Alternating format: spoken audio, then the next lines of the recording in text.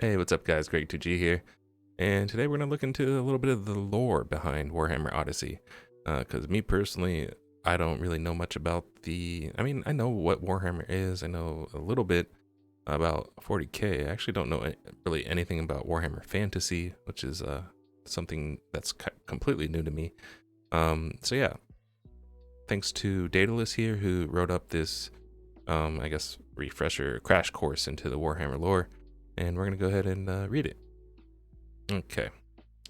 So, a quick overview of Warhammer lore, playable races, classes, and the city Marienburg. There are a lot of people here new to Warhammer in general, and as a series with 40 years worth of lore, it can be hard to dive into. So here's a quick write-up of some of the basics you'll be encountering on Odyssey. The Warhammer World. The world of Warhammer is not our world, but it is similar. Created deliberately by an enigmatic race known as the Old Ones. Very little is known about these cold-blooded masters of magic, but they are survived by their loyal servants known today as lizard men, and worth a whole post of their own. Their most enduring landmark are the warp gates at the north and south pole of the planet. The Old Ones shaped the world and filled it with their magics to bend the continents and landmasses to their liking. However, at the end of their age, their warp gates collapsed, spreading chaos into the world. With the influx of chaos, monstrous demons were able to manifest in the material world and wrought terrible bloodshed on the world. The dwarfs in their stone fortresses were able to hold fast against the demonic hordes.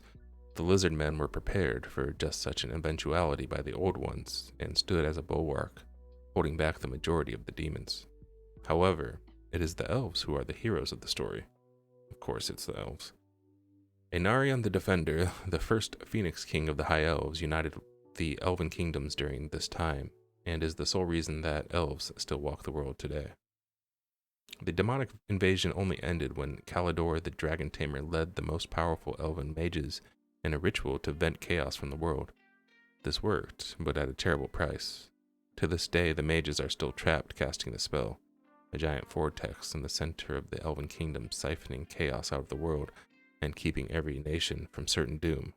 Damn, that's crazy. So I guess an elves must be immortal, and they're just chilling there, vortexing out the chaos for all of eternity. Though this war was thousands of years ago, chaos remains a threat today. The further north one goes, the more chaos taints the land, mutating plants and animals, warping the people who live there with horrific powers. The worshippers of chaos each vie for the attention of the chaos gods and the rewards they give. The greatest reward is immortality and a shedding of the moral form. Those who receive this gift are called demon princes and are most feared servants of chaos in the Warhammer world. While chaos is an ever-present danger, it is not the only threat. The savage greenskin tribes, orcs and goblins, revel in combat and will gather in hundreds of thousands to raid the civilized lands of man and dwarf. The Skaven, vile ratmen, gnaw at the roots of the world and strike from shadows with technological terrors powered by the darkest of magics. Even the civilized realm are a threat. Each nation of man, elf, and dwarf is always a mere step from war over any cause. Though these wars are often short-lived, they are just as deadly. The Empire. Emperor Karl Franz. Here's a quote. "Now we unite, to purge the evil that dare confront us. Follow me, and we will banish this darkness. I swear this as your emperor." Formerly known as the Empire of Man, the empire was founded by the tribal leader Sigmar in 0 IC, Imperial calendar, okay? It has since become one of the major powers of the world, sporting technological terrors such as the steam tank and Hellblaster volley gun, backed up by powerful knightly orders, supported by the expertly trained magicians of the Imperial Colleges of Magic, and most importantly, lines and lines of disciplined professional state troops recruited from towns and cities throughout the empire. Sigmar would later become the patron god of the empire, replacing Ulrich, the previous deity in many provinces. Despite the preference for Sigmar, many gods are worshipped openly in the empire, from the dwarven ancestor gods to strange gods from foreign lands like Myrmidia. This religious tolerance only extends so far. Worship of the chaos gods or any related deity is strictly forbidden. This is enforced by the witch hunters and warrior priests of the Church of Sigmar. While the varied provinces and cultures of the Empire are too complex to go into for a post like this, the provinces that border Marienburg and Reichland, Nordland to an extent, and Middenland. Okay. Oh, the provinces. Okay, those are the provinces' names. Reichland, Nordland, and Middenland. Okay. Reichland, the current capital of the empire, and the domain of Prince Karl Franz, who is also the current emperor. People of Reichland are considered urbane, open-minded, loud, and arrogant among the rest of the empire. A walk throughout the streets of a city in Reichland will give you a display of all the latest fashion trends in the empire. Middenland. Under the Elector Count Boris Toadbringer, Middenland is far more militant than Reichland, the people worshipping the warrior god Ulrich rather than Sigmar. People of Middenland are unrelenting, belligerent, but also seen as loyal and determined. The people of Middenland are notably taller than many other citizens of the empire, and very focused on tradition. Nordland. While there is a substantial amount of wasteland between Nordland and Marienburg, they technically do border by land. However, the real connection between Theodoric Gausser's province and Marienburg are by sea. Nordland is the gateway to the sea for much of the empire. However, its position in the north makes it a popular target for Nordlanders raiding the embattled province. The people of Nordland are blunt, wild, and tactless, but when you need to navigate the sea or forest, there's no better guide. Marienburg. Never trust gold that glistens in the darkness. Marienburg is the largest free city in the Old World. Formerly a part of the Empire, Marienburg seceded in 2399 IC, and after a failed attempt by Emperor Wilhelm III to reclaim the city, it was officially declared an independent power in 2429 IC. Since that point, Marienburg has become one of the largest trading ports in the world, hosting trade from as far away as Nippon and Cathay, distant nations on the other side of the planet. Marienburg is officially a republic ruled by the Directorate. The Directorate is made up of the city's leading religious figures, academics, and citizens. Without fail, the seats of the Directorate held by citizens always happen to coincide with the representatives of the 10 richest merchant families. Questioning this openly may prove unhealthy. It is the official position of Marienburg that the Directorate solves the city's problems in its weekly meetings. Realistically, however, the Directorate rules the city through backroom deals, shady undertakings, and more than a few illegal deals with both the playable races and others.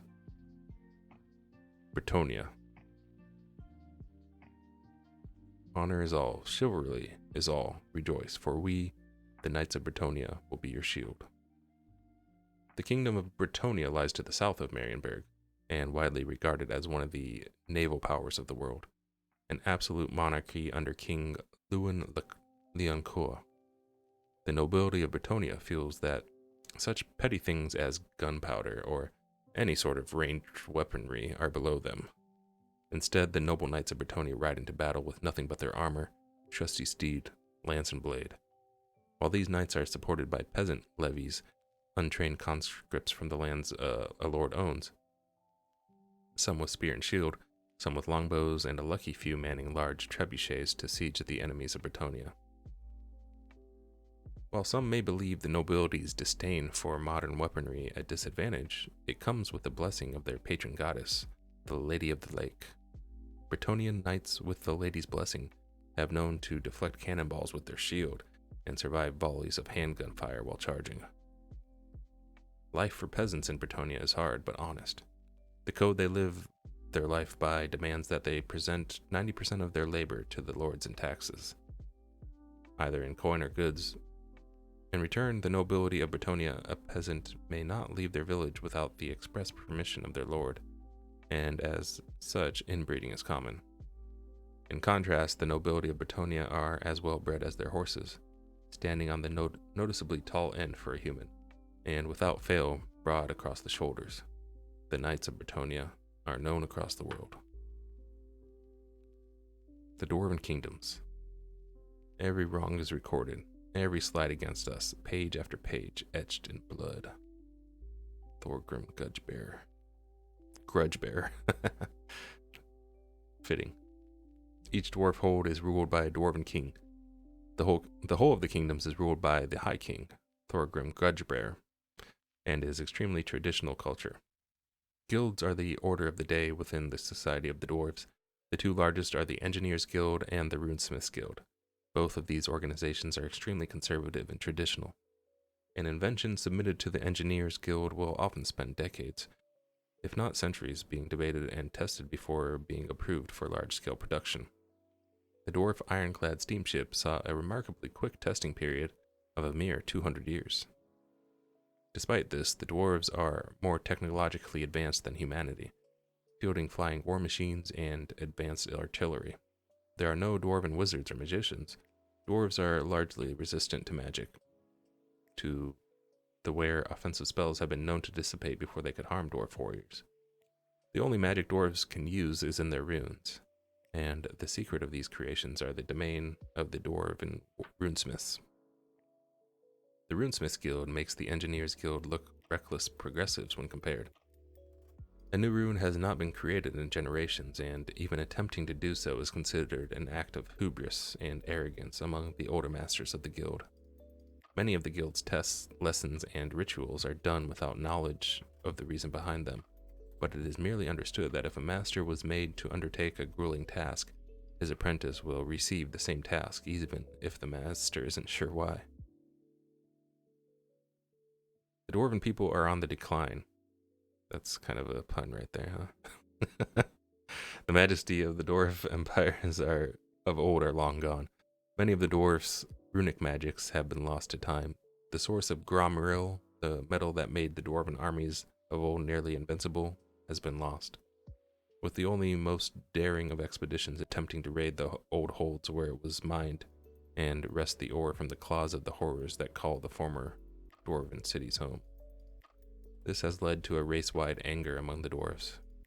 They were great once, and the world should not forget that, nor the deeds of their mighty ancestors. Behind this anger is the sadness. Many believe that the dwarves will never reclaim what they once had, although they will never admit it. Finally, any write-up of dwarf lore would not be complete without mention of grudges. Grudges are a way of life for a dwarf. Every wrong against the dwarven people, no matter how small, is recorded by the dwarf wronged, reported to his king, and eventually recorded in the Great Book of Grudges. The Great Book of Grudges is held by Thorgrim himself, and is enchanted with runic magic to never run out of pages. Every grudge is recorded there in blood, and will never fade. A slight against a dwarf is never forgotten, and will always be paid. Wow, that's crazy. Ulthuan.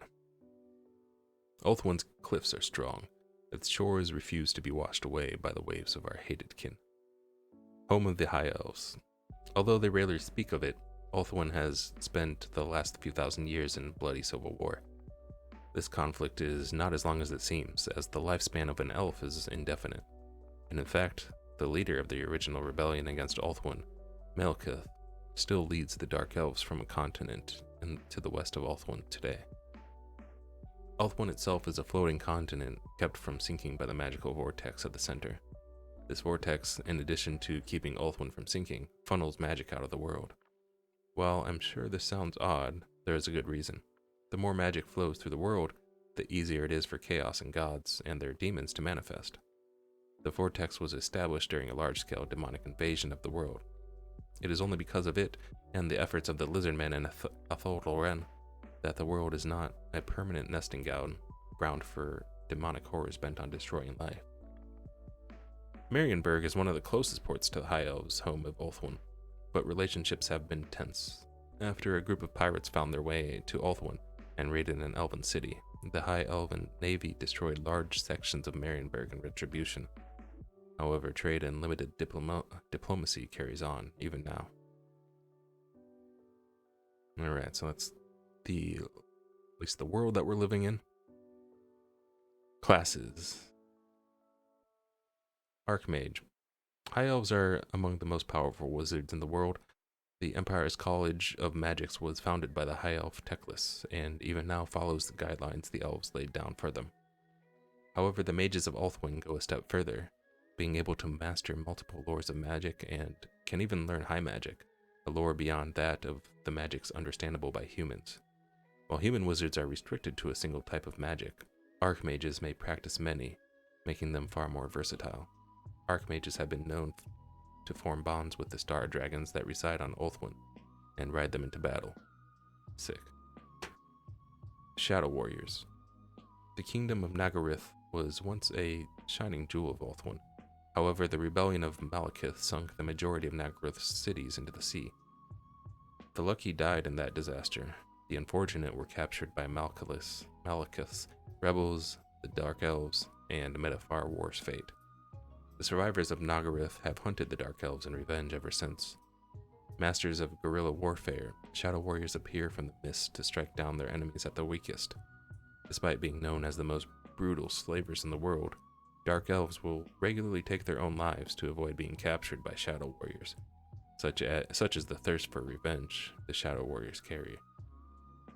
Dark Elves captured alive by the children of Naggareth do not die quickly. Dwarven engineers are the envy of the world over, keen minds who meld dwarven stubbornness with a spark of innovation. The creations of dwarven engineers include massive airships, train systems, advanced gyrocopters, and artillery like the world has never seen before. Usually members of the Dwarven Engineers Guild, a device can see testing for hundreds of years before the guild determines it's ready for wide-scale use. This dedication to the perfection of the craft ensured that the inventions of the dwarves are refined to near perfection. The Slayer. Honor is everything to a dwarf, but what happens when honor is lost? Simply put, it cannot be reclaimed. When a dwarf takes the oath of a slayer, they are dead. A funeral is held, mourning happens, and their families move on. But vitally, they died before they lost their honor. This boon comes at a terrible price, however. A slayer has sworn to die in battle, but he must make his life worth as many his enemies as possible. He cannot allow himself to be struck down. He cannot wait outside city walls during an attack. He must fight to the best of his abilities until the end. Slayers dye their beards bright orange in order to show other dwarves at a distance that they have lost their honor and are attempting to reclaim it. They also shave their heads, allowing the hair to regrow as a mohawk. The larger the mohawk, the greater the warrior, but the less successful the slayer.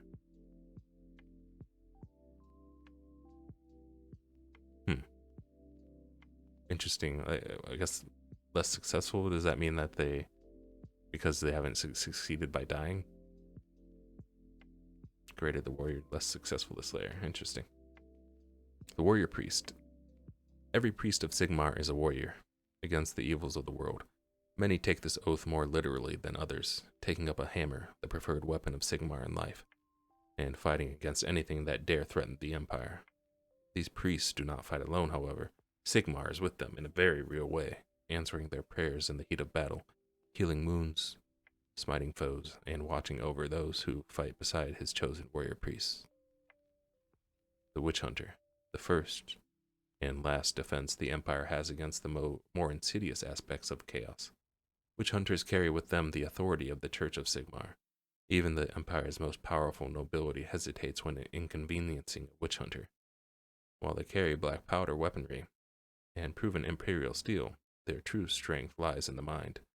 An intelligent witch hunter is a force to be reckoned with.